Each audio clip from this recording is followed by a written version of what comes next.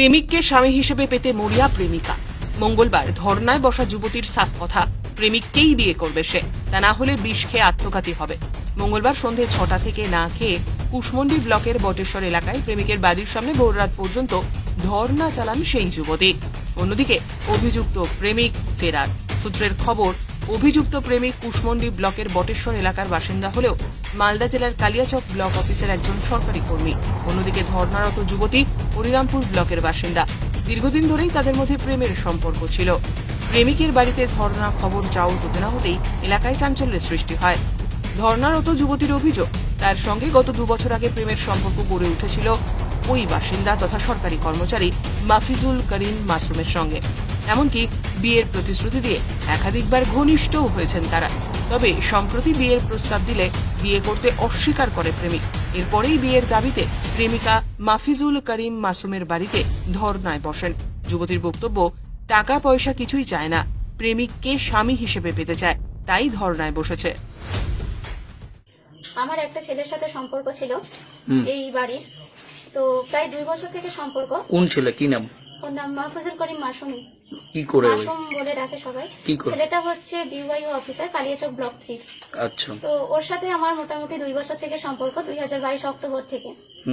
তো এখন কিছু এই 2 মাস আগে মোটামুটি ওকে আমি বিয়ের কথা বলি, তারপর থেকে ও আমাকে ডিনাই করে যায়, বলছে যে আমাদের মধ্যে কোনো সম্পর্ক নেই, এই নেই সেই নেই, অনেক কথা এরকম বলছে এখন। তো তারপরে আমি বিভিন্নভাবে ওর সাথে কন্ট্যাক্ট করার চেষ্টা করছি, যখনই কন্ট্যাক্ট করার চেষ্টা করছি তখনই কথা শুনিয়ে দিচ্ছে, ব্লক করে দিচ্ছে আমাকে।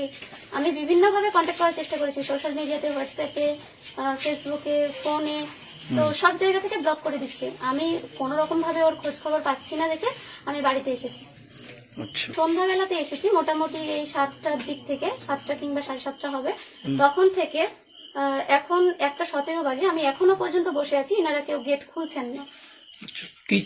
আমি চাই যে আমার সাথে যেহেতু এত কিছু ঘটে গেছে, ওই ছেলেটা আমার সাথে এত কিছু করেছে, আমি চাই যে ও আমাকে বিয়ে করুক। কারণ এখানে মুহূর্তে দাঁড়িয়ে অন্য ছেলের সাথে সম্পর্ক করা আমার দ্বারা পসিবল নয়, কারণ ওর সাথে সম্পর্কটা আমার ভীষণই সাথে আমার সম্পর্ক মোটামুটি 22 থেকে, বললাম 2022 থেকে, অক্টোবর থেকে, তখন থেকে ওর সাথে আমার ফিজিক্যাল রিলেশন আছে।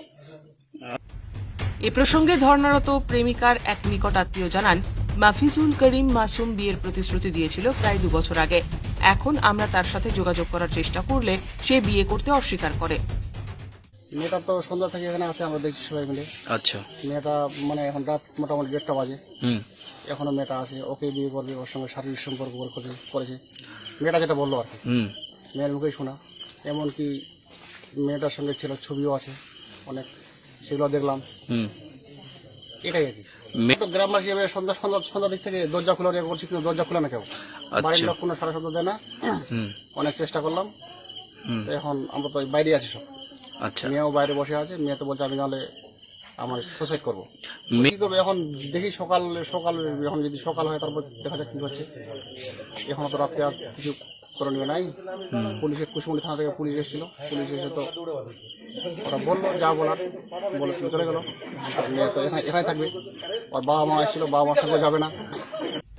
এ বিষয়ে স্থানীয় গ্রামবাসী মেহবুব আলম জানান, লেখাপড়া করছিল, আর ওই ছেলেও ওখানে লেখাপড়া করছিল, বছর 2 ধরে সম্পর্ক রাখে। কোন ছেলে? মাসুম। বাড়ি কোথায়? বাড়ি হচ্ছে আপনার এই কুশমন্ডির, এই যে কি নাম যে গ্রামটা, বটেশ্বর। আচ্ছা। এবার আমরা চাচ্ছি ওর সাথে যখন দীর্ঘদিন একটা সম্পর্ক ছিল এবং ছেলে প্রতিশ্রুতি দিয়েছিল যে আমি বিয়ে করব, তখন কিন্তু চাকরি হয়নি। পরবর্তী চাকরি হচ্ছে তখন প্রায় 5-7 মাস হবে। তার 2 বছর ধরে 22 সাল থেকে তার সেই সম্পর্ক রেখেছে। ছেলে আমাকেও আমার সঙ্গে কথা বলেছে, ছেলে বলছে না আমি বিয়ে করব।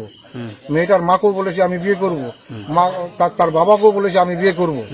আইরিন ভালো ছাত্রী, লেখাপড়া করছে, আমি একটু লেখাপড়া করছি, আমরা দুইজনে একসঙ্গে ঘর সংসার বাঁধি, এই ছেলে বলেছিল তখন। এখন ছেলে ডিঙ্গাই দিচ্ছে। আচ্ছা।